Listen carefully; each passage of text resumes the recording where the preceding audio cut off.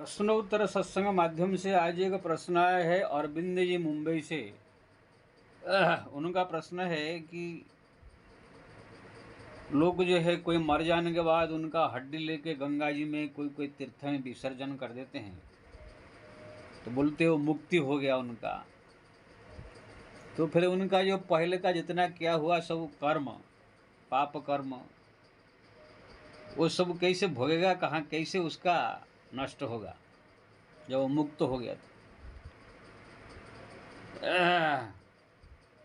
इसे कागज में लिख के वो भेजे हैं, थोड़ा स्पष्ट मालूम नहीं पड़ रहा है, लेकिन यही उनका प्रश्न है लगता है। देखिए, कोई कितना बड़ा पापी हो, कितना बड़ा अपराधी हो, जब शास्त्र में कोई कानून बनाया गया है उसी कानून के दायरे में आ जाता है तो वो कानून के अनुसार काम होगा। जैसे हमारा भारत का संविधान में कितना भी कोई बड़ा अपराधी हो, अगर उसका जेल में कुछ अच्छा व्यवहार, कुछ ऐसे अच्छा देश सेवा के लिए कोई कार्य या कुछ ऐसे परोपकार कार्य देखा जाता है, शांत स्वभाव, तो उसको गांधी जयंती या कुछ ऐसे अच्छा दिन पर्व के पर उसको जो है सजा माफ करके छोड़ दी जाती है। ऐसे ही जो है हमारा जो है शास्त्र पुराण में भी करोड़ों पाप किया हुआ आदमी भी कुछ ऐसे कानून है उसके दायरे में आ जाए तो उसको माफ कर दिया जाता है।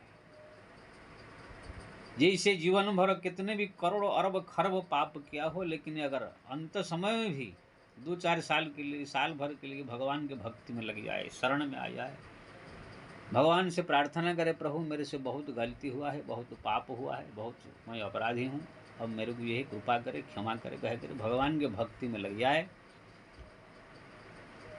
तो कहते हैं कोटि विप्रबध लाग ही जाहू, आये शरण तजहि नहीं ताहू।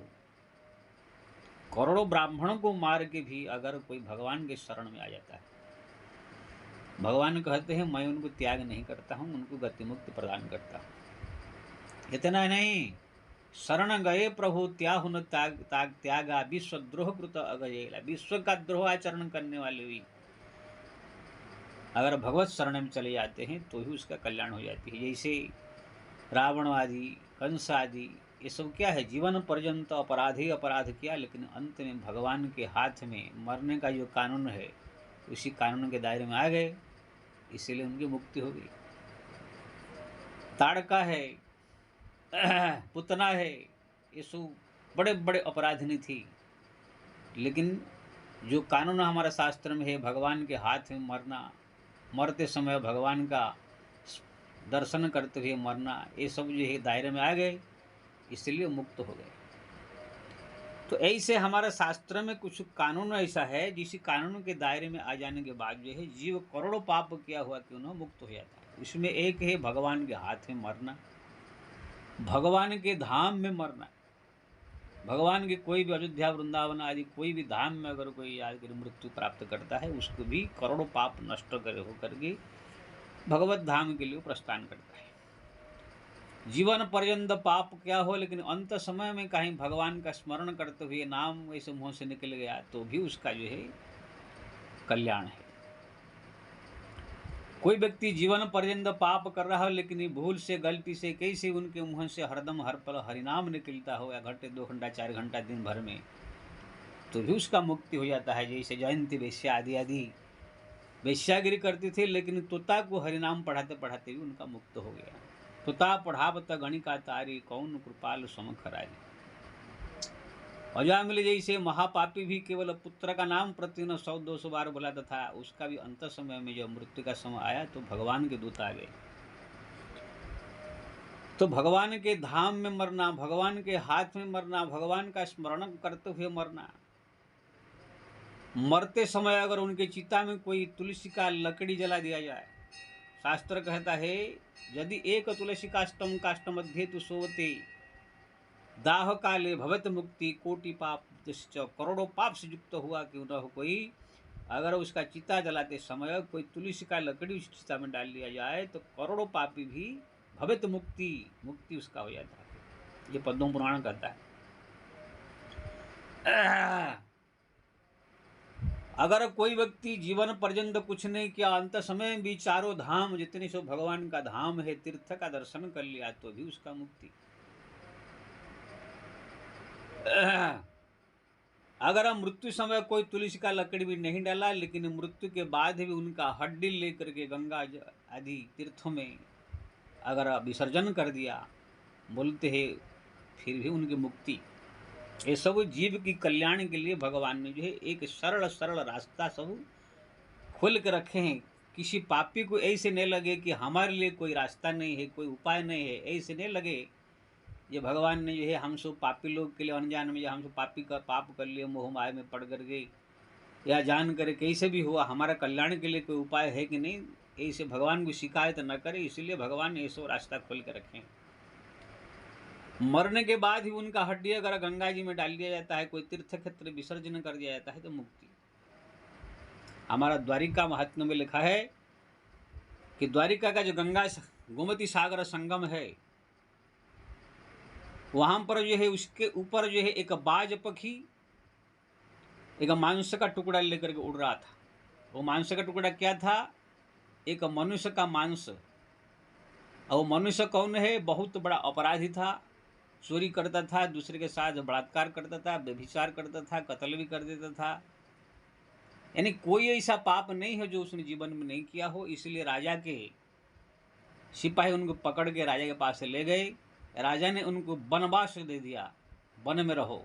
वन में रह रहा था वो शेर खा गया, तो उसका हड्डी जो है पड़ा हुआ था, थोड़ा सा मांस उसमें लगा हुआ था, नए नए ताज़ा ताज़ा।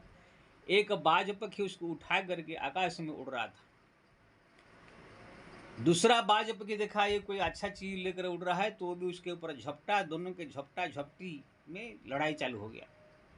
अब दोनों उड़ते उड़ते, गुजरात की घटना थी, इसलिए द्वारिका के ऊपर ये लोग उड़ते हुए चले गए, जो गोमती सागर संगम, जहाँ पर गोमती नदी समुद्र में पड़ती। दोनों लड़ते लड़ते लड़ते लड़ते लड़ते बोलते, दोनों के लड़ाई के कारण वो जो मांस का टुकड़ा हड्डी में जुड़ा हुआ था, वो हड्डी सहित तो गोमती सागर संगम में गिर गया।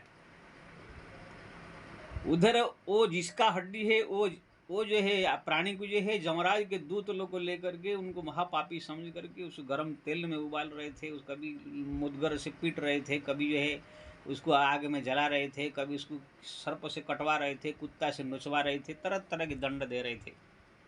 लेकिन जैसे इसका हड्डी गोमती सागर संगम में गिर गया, तुरंत वहाँ पर जमपुर में एक अलौकिक घटना घटी। जैसे उनको गर्म तेल में डाले, गर्म तेल ठंडा हो गया।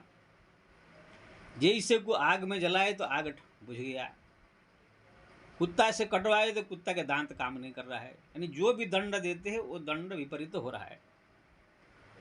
तब यह तुरंत जमराज के पास से शिकायत पहुंची। जमराज चित्रगुप्त, इसका देखो भाई क्या हुआ, ये कौन सा ऐसे इसका आदमी पुण्य कर दिया या क्या कर दिया इनके घर वाले, जो ऐसे हो रहा है। तुरंत चित्रगुप्त देखा कि महाराज इनका जो हड्डी है गोमती सागर संगम में गिर गया, द्वारिका धाम में, इसलिए इनके करोड़ों जन्म की पाप ताप सब नष्ट हो गया, ये अब पापी नहीं रह गया।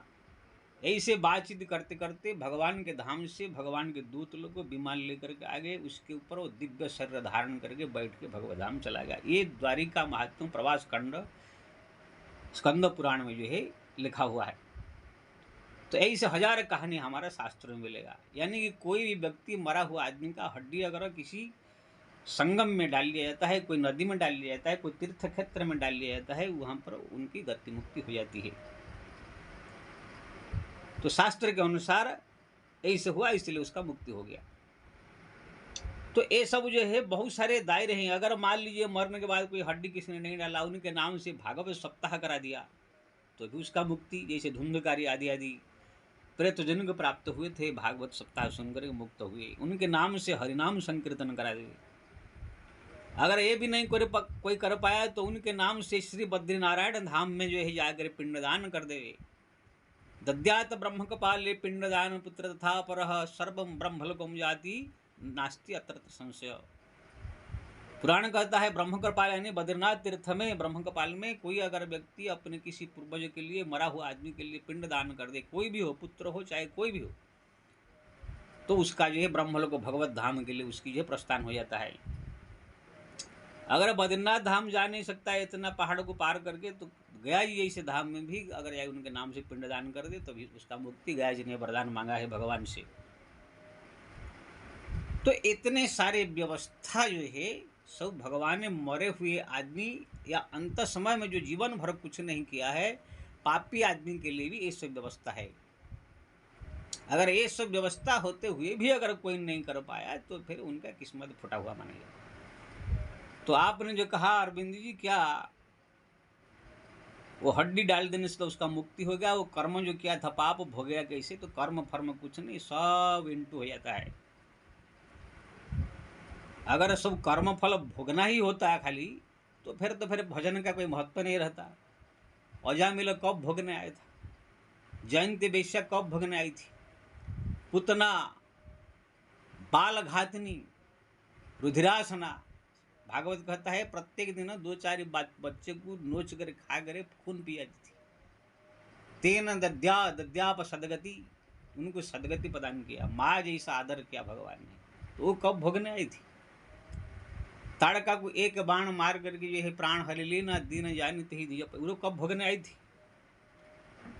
क्योंकि ना भोगने कोई कर्म कोई जरूरी नहीं कि हाँ अगर प्रतिकार नहीं हुआ, उसका प्रायश्चित नहीं हुआ, ये जो कानून बनाया गया शास्त्र में, इसी कानून के दायरे में अगर कोई नहीं आया तो फिर उसको भोगना पड़ेगा। लेकिन अगर पाप कर्म जीवन में किया लेकिन भगवत नाम जपा, तीर्थ धाम कर लिया, या कोई धाम में मृत्यु हो गया, या उनके नाम से कोई पिंडदान कर दिया, बद्रीनाथ में गया जी में कर दिया, या तो उनके जलती हुई चिता में किसी ने तुलसी लकड़ी डाल दिया, भागवत सप्ताह कर, कोई भी अगर ये सब कर दिया तो फिर उसका ही उनके लिए प्रायश्चित है। हरिनाम से बढ़ करके दुनिया में कोई प्रायश्चित नहीं है।